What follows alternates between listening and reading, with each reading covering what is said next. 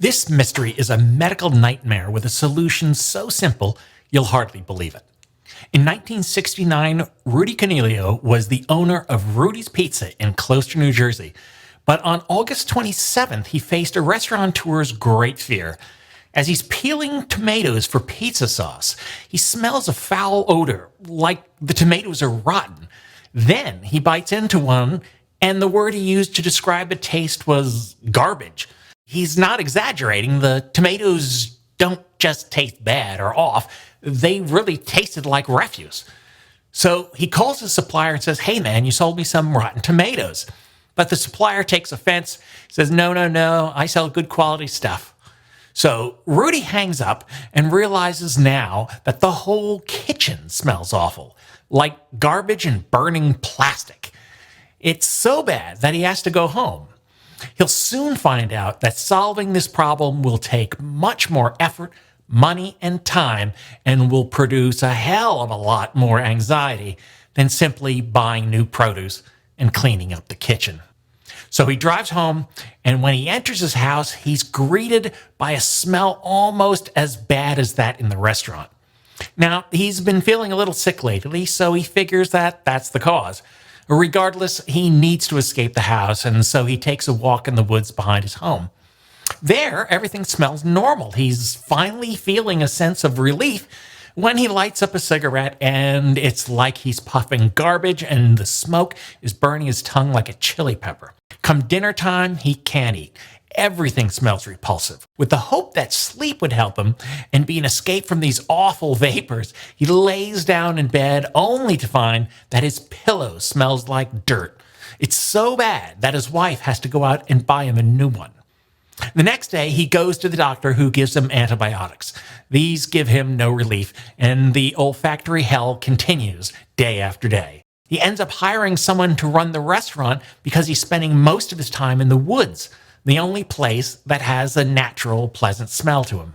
He fears he'll starve to death, but he finds at least that he can get down small amounts of boiled potato, white grapes, and milk.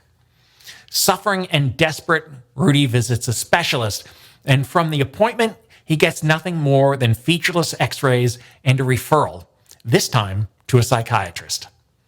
He goes to that appointment, answers various questions, but a month later, he's losing weight and spending more time in the forest. Next, he's off to Italy. A doctor there prescribes tranquilizers, but again, he's stuck in a gustatory nightmare that follows him back to New Jersey and bounces him to Doctor Number 5. Doctor Number 5 takes x-rays and a needle biopsy. The news is not good. Rudy is diagnosed with a tumor and is scheduled for surgery. Seeking a second opinion from yet another doctor, Rudy is confronted with confirmation of the diagnosis and treatment. Some would find comfort in knowing what the problem is and that it's operable. But Rudy is not accepting what appears to be his fate. His neighbor, an administrator at a New York City hospital, listens to Rudy and gets him in to see Doctor Number 8. Number 8. After more x-rays and examination, Doctor Number 8 has good news. Rudy does not have cancer, and he has one more thing for him: a referral to Doctor Number 9.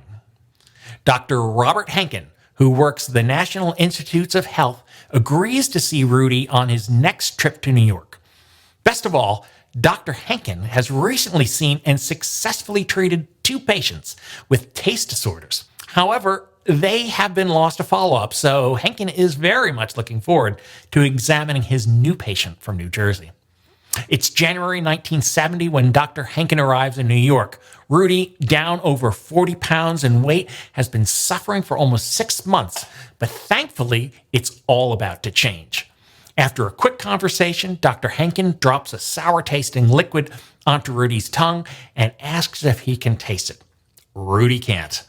"Good," Henkin replies, and then tells Rudy his diagnostic: idiopathic hypogeusia. Many people experience hypogeusia in their lives. How many times has a person with a flu or cold told you, "I can barely taste my food"? This is hypogeusia, a decrease in the ability to distinguish tastes. Frequently, it is caused by illness and goes away when the sickness passes. But for some people, their hypogeusia has no apparent cause. It is said to be idiopathic. Rudy's problem is even more complicated. Not only does his hypogeusia persist without cause, it is also accompanied by dysgeusia and dysosmia, conditions in which the senses of taste and smell, respectively, misidentify what is being eaten or what is in the air. Having tomatoes taste and smell like garbage is indeed indicative of dysgeusia and dysosmia. Rudy's path to health next takes him down to the National Institutes of Health, where he can be further examined and treated. A battery of tests includes blood work, a tongue biopsy, imaging of the brain and sinuses, and more. On day 5 at the NIH, he gets a generally healthy report. His only problems are a zinc deficiency and a fraying of the taste buds. Now, taste buds are clusters of 50 to 60 cells, some of which are taste receptor cells. Henkin prescribes Rudy a daily dose of zinc sulfate and discharges him on January 31st. By March, Rudy is feeling 100%. He is the first idiopathic hypogeusia patient who's been followed from symptoms to solution, and so he finds himself at the foundation of scientific research on taste disorders. 8 years later, in 1978, Dr. Henkin and colleagues published a paper in the Journal of Biological Chemistry that characterizes salivary proteins produced by the human parotid gland. One of those proteins is a zinc-binding protein that they name gustin. In later years, gustin would be shown to be carbonic anhydrase 6. Carbonic anhydrases constitute a family of proteins, all of which catalyze the addition of water to carbon dioxide to form carbonic acid.